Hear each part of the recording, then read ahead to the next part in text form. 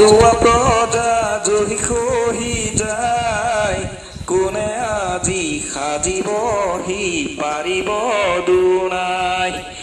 এধানি এধানিকৈ মেদিনী কপাই, সাতোৰঙীন ৰামধেনু ডাৱৰত লুকাই।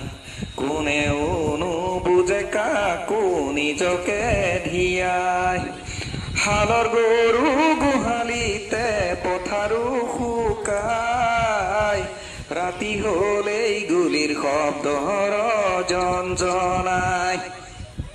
মানৱৰ মাজতে আজি দানৱৰ হুংকাৰ, পঢ়া শুনা সংস্কৃতি সকলো অসাৰ।